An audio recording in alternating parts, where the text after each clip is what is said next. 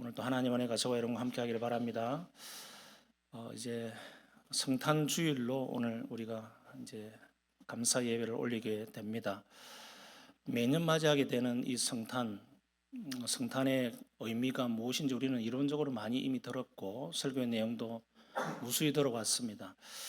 오늘 본문의 말씀을 통하여서 제가 여러분에게 드리고 싶은 아주 핵심 포인트는 인간 세상의 왕이 많았지만 그 모든 왕은 일시적이었고 다 멈추어졌지만 이제 우리에게 보내실 그 왕은 완전한 왕이시고 그 예수 그리스도께서 그 왕으로서 왕자에 앉으셔서 우리의 진정한 또한 완전한 왕이 되셨다. 그 말씀을 드리고 싶습니다.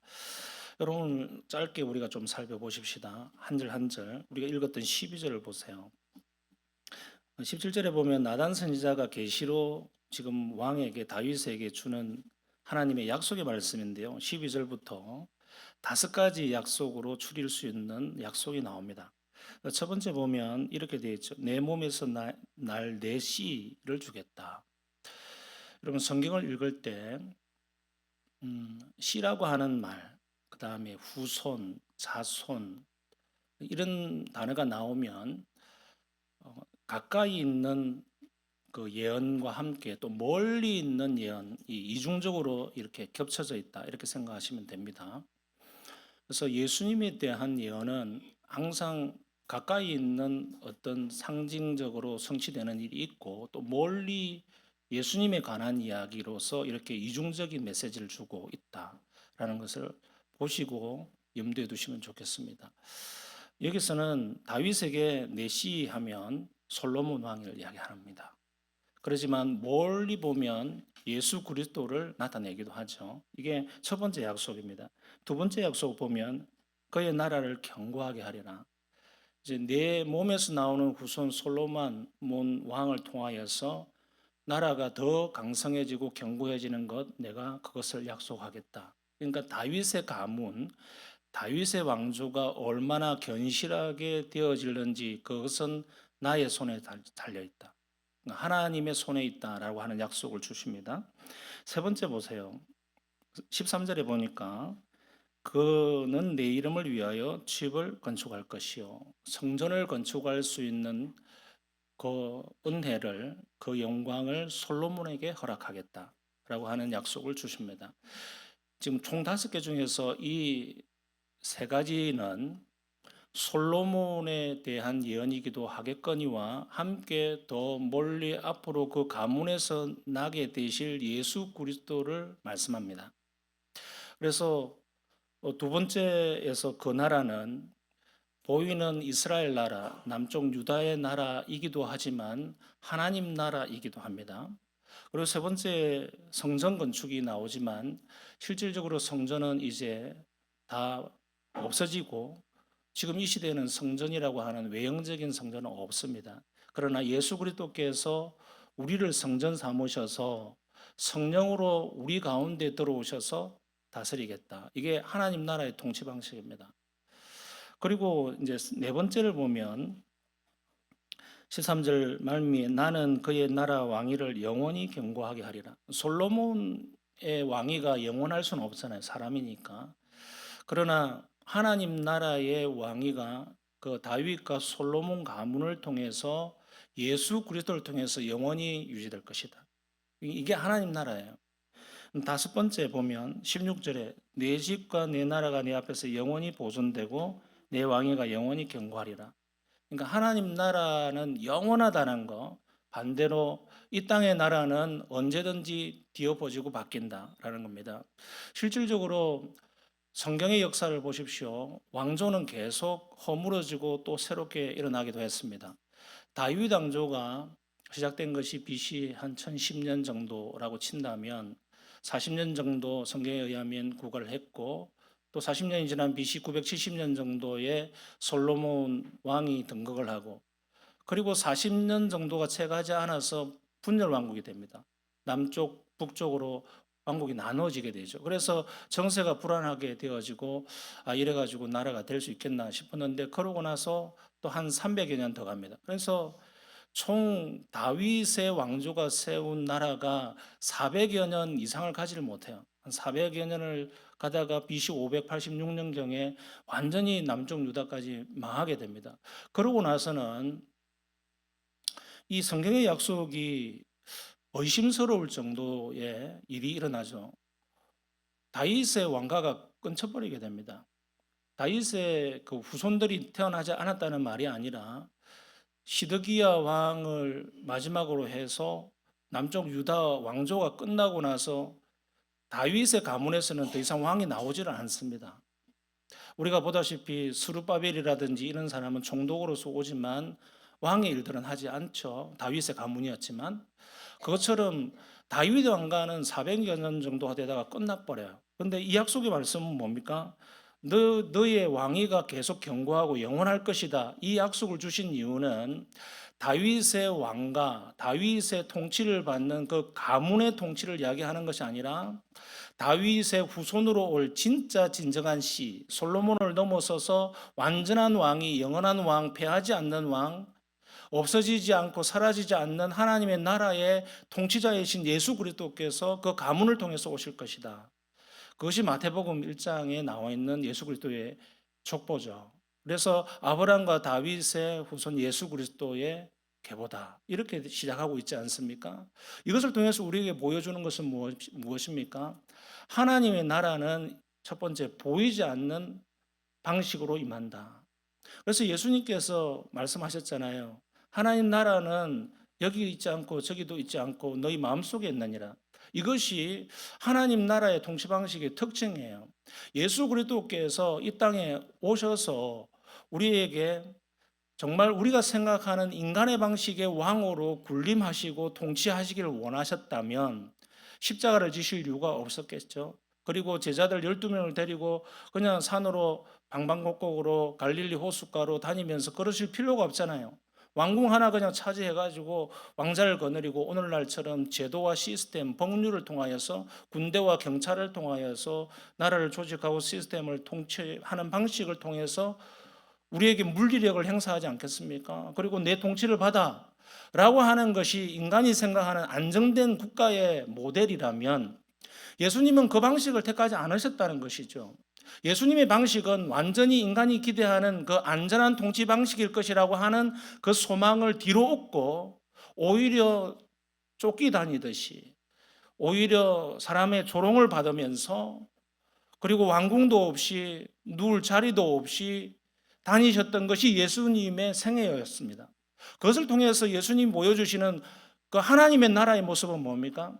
하나님의 나라는 인간의 가치, 보이는 물리력, 시스템, 제도, 정치, 외교력, 군사 이런 것을 통해서 세워지는 것이 아니라 보이지 않는 나라지만 강력한 통치가 일어난다. 그 방식은 우리 주님께서 왕으로 오셨지만 왕좌에 앉으실 것이 아니라 인간 왕자가 아니라 하늘 보좌에 앉으셔서 우리를 통치하시는데 그 똑같은 영이신 성령을 우리 속에 보내셔서 그가 우리의 마음을 통치하신다는 겁니다. 이게 통치 방식이 달라요. 그러니까 우리가 살아가는 하나님 나라의 방식은 대한민국을 하나님께서 분명히 통치하십니다. 통치하지 않는 게 아니에요. 대통령도 또 국회의원도 정치인들도 하나님께서 권세를 허락하셔서 세우셨습니다. 로마서 13장 1절 말씀처럼. 그러나 우리가 진정코 바라봐야 될 그 소망의 나라는 보이지 않는 하나님의 나라인데 그 보이지 않는 하나님의 나라를 통치를 받는 그 이유가 뭐냐? 우리 속에 계시는 그리스도께서 성령으로서 우리를 통치하고 실제로 우리를 다스리고 계시다는 그 믿음 때문에 가능한 겁니다. 믿습니까? 이것이 믿음이죠. 믿음이 없는 사람은 보이지 않는 하나님 나라를 볼 수가 없어요. 요한복음 3장에 보면 니고데모와의 대화에서 하나님 나라가 어디 있습니까? 라고 할 때 물과 성령으로 거듭나지 아니하면 하나님 나라를 볼 수 없고 들어갈 수 없다라고 하신 그 말씀처럼 하나님의 나라를 살아가는 데 필요한 것은 믿음입니다. 그 믿음은 뭔가 예수 믿고 천당 간다 이 정도를 넘어서는 이야기예요. 실질적으로 우리 속에 계신 예수 그리스도 자신이신 성령을 통하여서 통치를 받는 것이죠. 우리의 마음을 그분께 내어주는 것입니다. 우리의 생각을 그분께 내어드리는 겁니다. 우리의 살아오는 모든 지식과 경험과 인생의 방식들, 가치관들, 세계관들, 지식들, 경험들을 다 내려놓고 예수 그리스도를 왕으로 모시겠다고 하는 철저한 사고방식, 그것으로 다짐하고 맹세하고 또 넘어지지만 또 일어나서 예수 그리스도의 길을 가겠다라고 하는 진정한 왕으로 모셔드리는 여러분의 생각과 말과 행동이 따르는 것, 그것이 통치죠. 그냥 단순히 와서 그냥 성탄절날 이렇게 메리 크리스마스 한번 하고 이런 것으로 하는 것이 아니라 12월마다 다가오는 이 예수님의 나심의 의미가 무엇인가? 그는 지금 우리 속에 우리 눈에 보이지도 않지만, 물리적으로 어디 앉으셔서 호령하지도 않지만, 그분은 살아계시고 그분은 우리의 인생의 역사를 좌우하고 계시며 다스리시며 실제로 우리의 기업과 우리의 자녀의 모든 앞날까지도 책임지실 분이시며 나의 인생의 흥망성쇠를 다스리시고 주관하시는 분이시다는 것을 믿는 것. 그렇다면, 그것을 믿는다면 보이지 않는 하나님의 나라에 살아가는 방식은 무엇입니까? 그분을 하나님 나라의 왕으로 모실 뿐만 아니라 나의 인생의 왕으로 모시는 겁니다. 내 인생은 그분에게 달려있다. 그래서 나의 생각, 말, 행동, 목표, 인생의 목적, 돈 버는 목적, 공부하는 목적, 결혼하는 목적, 모든 살아가는 방식에 그분의 통치를 받겠다고 하는 결심, 그것을 실제로 해드리는 제자도의 삶, 자기를 부인하고 자기의 십자가를 지고 주님을 따르려고 하는 그 의지, 그 모든 것들이 하나님의 왕되심, 예수 그리스도의 주재권을 인정해가는 저와 여러분의 삶입니다. 성탄절날 그냥 예수님 오셨다, 이제 예수님을 믿고 주일 성수 잘하고 11조 잘 드리면 나중에 천국 간다, 유치원생들에게 가르치는 거예요. 그거는. 여러분들이 이제 성숙한 어른이라면, 믿음의 성장한 장성한 분량에 이르렀다고 한다면 그 사람이 해야 될 것은 무엇인가? 여러분의 삶은 여러분 것이 아니라고 고백하는 겁니다.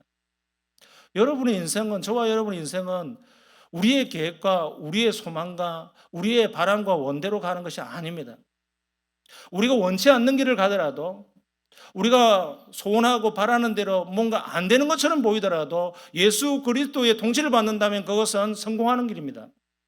여러분, 내 뜻대로 뭐가 잘 되고 내 뜻대로 뭐가 되고 있는 것처럼 보여도 그 속에 예수 그리스도의 통치를 받지 아니하고 내 마음대로 가는 길이라면 그것은 망하는 길입니다. 세상 사람들도 그렇게 하지 않습니까?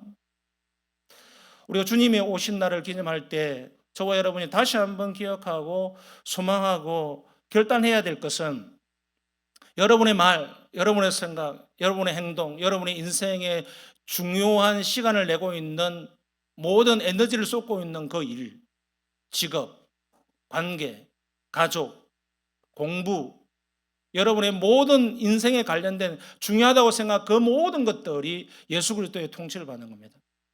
그렇다면 주님의 말씀을 상고하고 주님의 말씀을 생각하고 주님의 말씀이 내 마음속에서 계속 메시지로 울려 퍼지고 있다는 것을 감정적으로 받을 뿐만 아니라 여러분의 의지로 받으셔야 돼요. 그리고 결단하셔야 돼요. 내가 올 한 해 이렇게 살았는 내년 한 해는 정말 주님의 통치를 받는 나의 인생이 되고자 노력하셔야 됩니다. 안 되고 있는 것이 무엇인가? 또 잘 되고 있는 것이 무엇인가? 그것에서 더하여서 예수 그리스도께서 내 인생 가운데 어떻게 협력자가 아니라 주관자가 되시고 창조주가 되시며 왕이 되신다는 그 고백을 매일매일 해드릴 수 있는 저와 여러분 되어야 됩니다. 이것이 예수 그리스도 오신 날을 기념할 뿐만 아니라 기쁘다 구주 오셨네 라고 하는 그 찬양의 고백이 실제화되는 것입니다. 여러분, 우리가 교리화되는 것 중요하고 정말 신앙이라고 하는 이름으로 살아가는 건 중요합니다. 그러나 예수 그리스도는 이 땅에 교회만을 세우기 위해서 오신 게 아닙니다. 기독교라고 하는 종교를 세우기 위해서 오신 분이 아니에요. 자꾸 착각을 하면 안 됩니다. 예수 그리스도는 만왕의 왕이시고 우주의 왕이십니다. 우리의 인생의 주인이실 뿐 아니라 우리의 인류의 모든 것을 만드신 분이세요. 그분이 무슨 교회의 영광, 너무 작은 거예요. 온 인류를 다스리시고 온 인류를 위해서 죽으실 만큼 십자가에서 고통받으시고 또 그것을 통하여서 우리에게 죄사함을 주셨고 그것이 복음이 되게 하신 분, 그 어마어마한 그 신비를 담고 있는 것이 기독교 신앙인데 그것은 신앙이라고 하는 이름으로 퉁쳐버릴 수 없어요. 소위 말해서 시쳇말로. 우리의 인생을 걸어야 될 문제고 우리의 인생을 주님 앞에 왕께 나아가야 될 하나님의 자녀로서 주님의 종으로서 우리의 결단이 필요한 문제입니다. 여러분, 말씀의 결론을 맺습니다. 여러분, 우리가 형식적으로 주님을 구주나 왕으로 부르고 그것을 끝내버리지 맙시다. 교회 안에서 막 예배하고 막 열광하다가 교회 바깥에 나가서는 내 마음대로 살아가고 내 방식대로 살아가고 하나님의 말씀이 없이 살아가고 주님의 통치가 있는지 없는지도 모르고 생각도 하지도 않고 마음대로 사는 그런 사람은 불신자와도 같습니다. 저와 여러분은 예수 그리스도의 왕의 통치를 받는 사람입니다. 그 왕은 멀리 계시지 않습니다. 저와 여러분의 마음속에서 성령으로 이미 임재하셨습니다. 그분이 우리의 인격을 다스리고 계십니다. 그러면 우리의 마음의 통치를 받는다면 그분은 보이지 않지만 강력한 통치자시고 우리의 마음과 생각과 말을 주님 앞에 올려드려야 되며 그분을 따라서 그분의 길을 가는 그런 삶이 영광된 삶입니다. 그렇게 살아가십시다. 다 같이 일어나